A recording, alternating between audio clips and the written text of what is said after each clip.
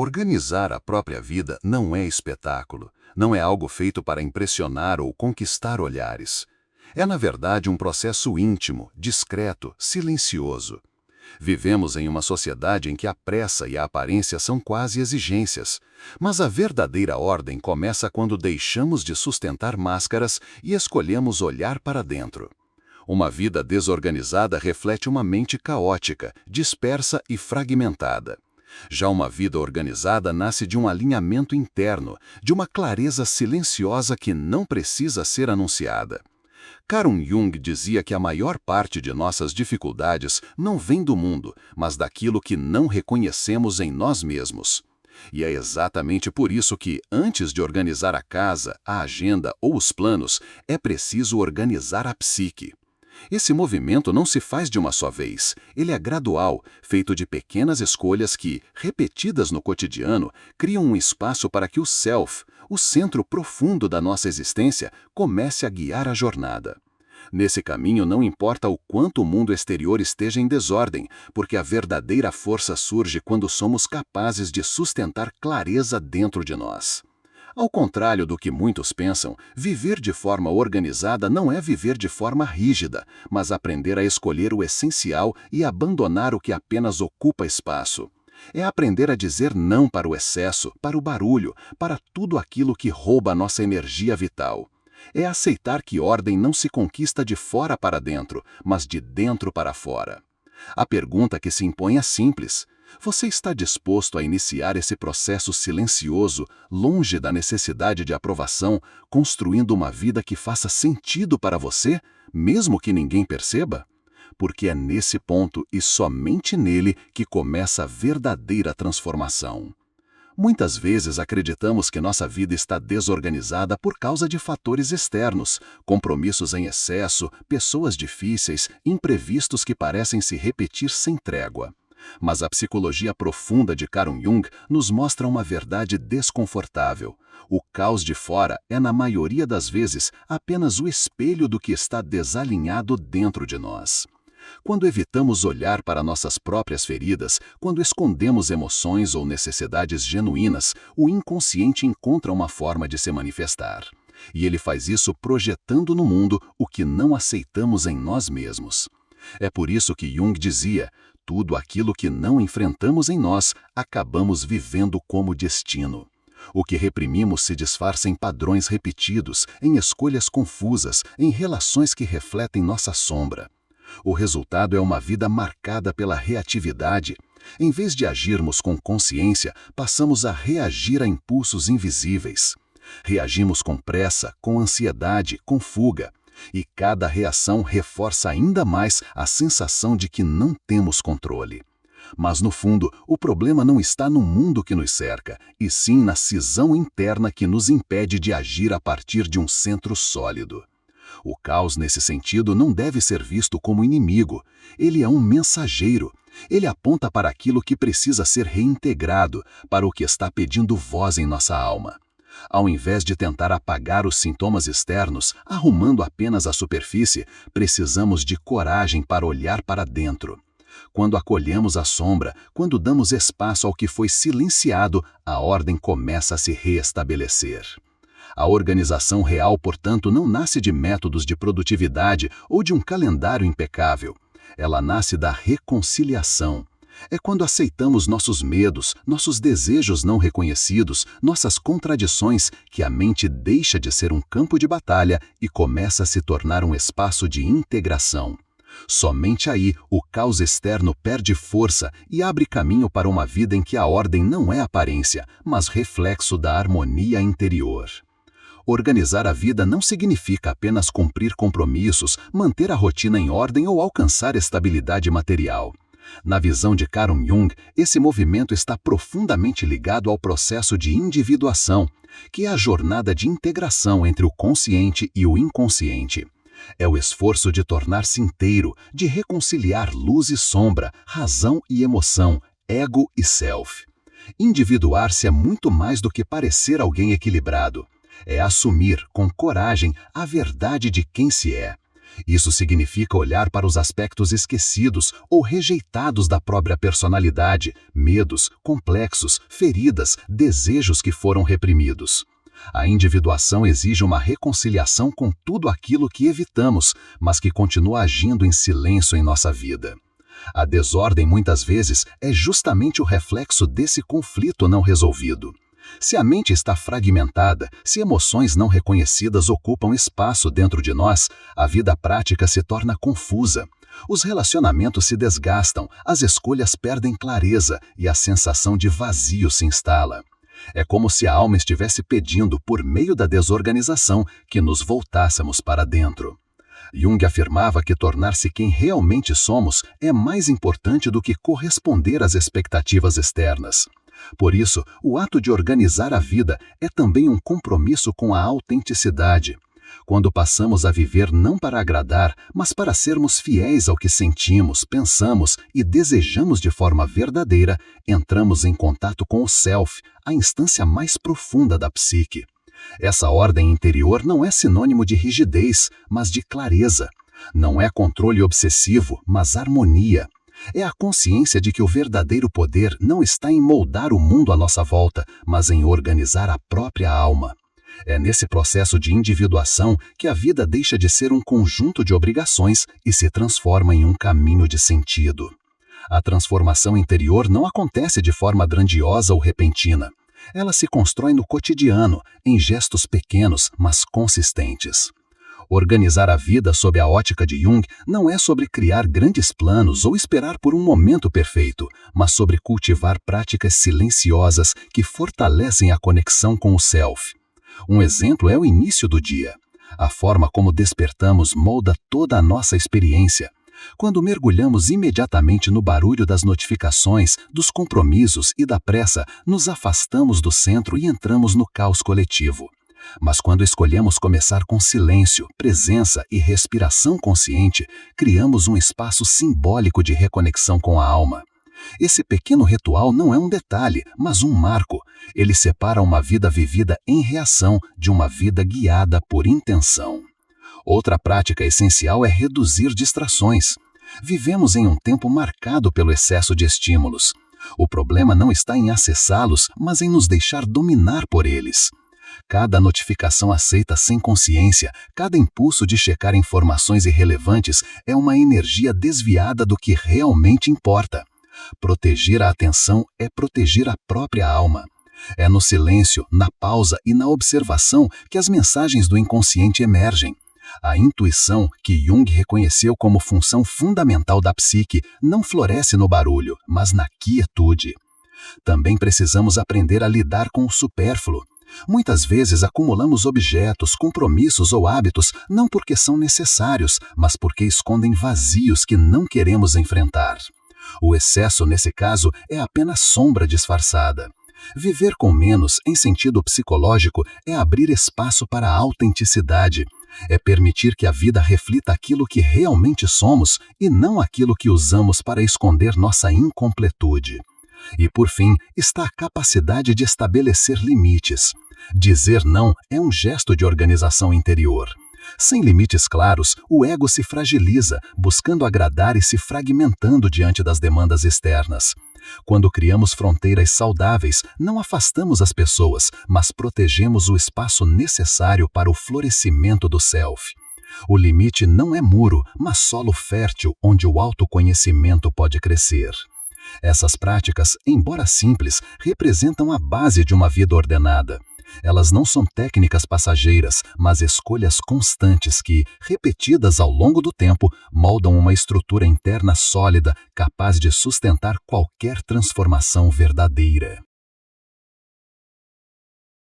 A busca pela paz interior não é um caminho de apagar conflitos ou de sustentar uma imagem de equilíbrio constante. Para Jung, a serenidade verdadeira nasce da coragem de olhar para a sombra, de reconhecer aquilo que preferimos esconder, mas que continua influenciando nossas escolhas e comportamentos. A sombra é composta por aspectos que rejeitamos em nós: medos, raiva, inveja, fragilidades, desejos que julgamos inaceitáveis. Enquanto esses conteúdos permanecem inconscientes, eles se manifestam de maneira indireta, criando explosões emocionais, ansiedade, ressentimento e até doenças psicossomáticas. Fingir que essas forças não existem apenas aumenta o seu poder sobre nós. Muitos sustentam uma persona, uma máscara social que transmite controle, serenidade ou força. Mas quando essa persona não é acompanhada por um trabalho interior autêntico, torna-se apenas fachada. E uma fachada, por mais bem construída que seja, é frágil. A vida sempre encontra uma forma de expor o que foi negado. A reconciliação com a sombra não significa ceder a ela, mas dar-lhe um espaço de diálogo. É reconhecer que somos complexos, que luz e escuridão habitam o mesmo coração. A verdadeira maturidade psíquica não está em parecer perfeito, mas em aceitar a inteireza do ser. Jung lembrava que a alma não busca perfeição, mas totalidade. Quando olhamos para dentro e acolhemos o que rejeitamos, não apenas entendemos melhor nossas reações e contradições, como também recuperamos energia vital que estava presa no conflito interno.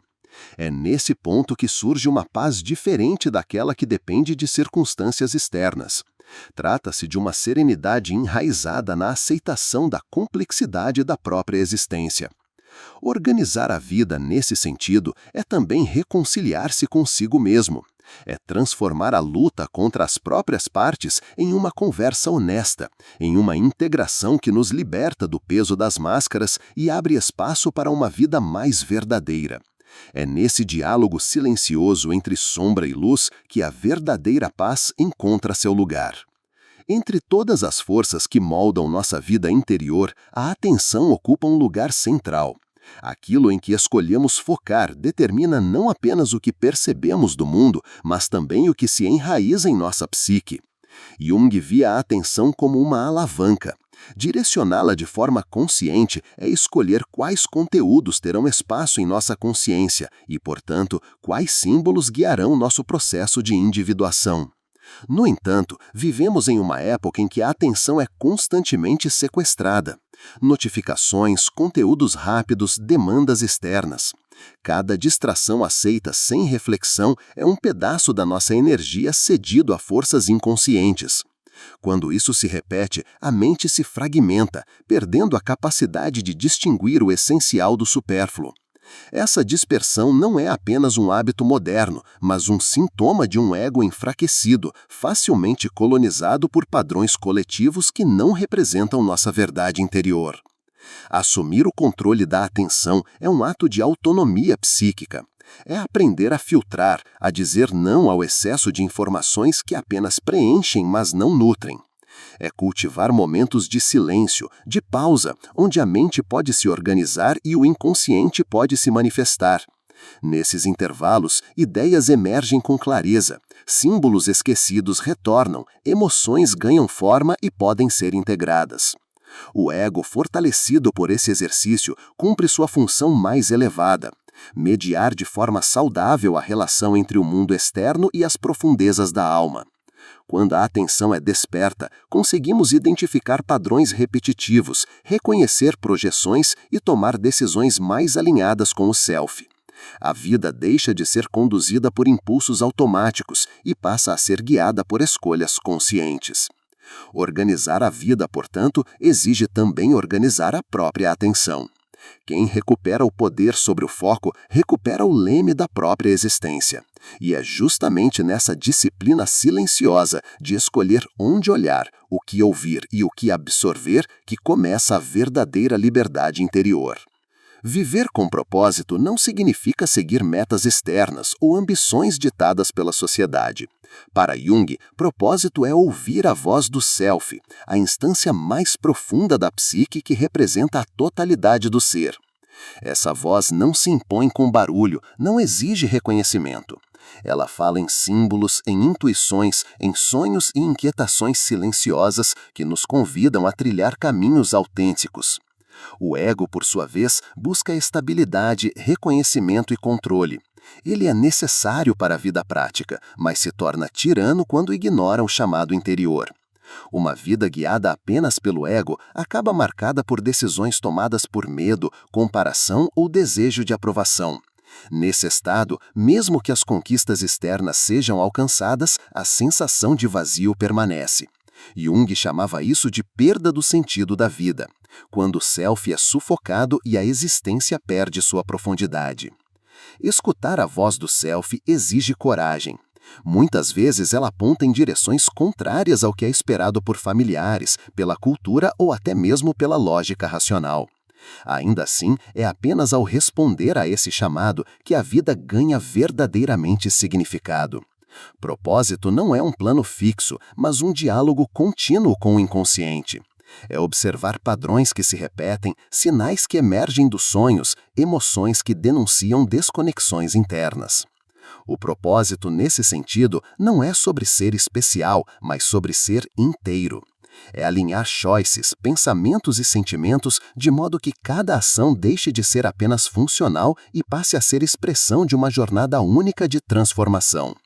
Quando conseguimos escutar essa voz interior e lhe dar espaço, a vida deixa de ser mera sobrevivência e se torna caminho. Viver com propósito é, portanto, viver em coerência com a própria alma.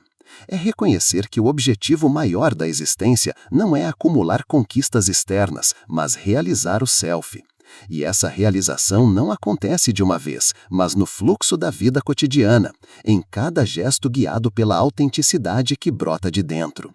A transformação real não acontece em grandes momentos de revelação, mas no tecido silencioso do dia a dia. Para Jung, o processo de individuação é uma espécie de alquimia da alma, na qual cada gesto consciente atua como um ingrediente que contribui para a integração interior. Não é um evento súbito, mas uma construção paciente, feita em pequenas escolhas repetidas com intenção.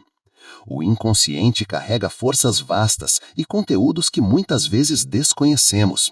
Quando esses elementos permanecem ocultos, eles se manifestam em crises, repetições inconscientes e conflitos.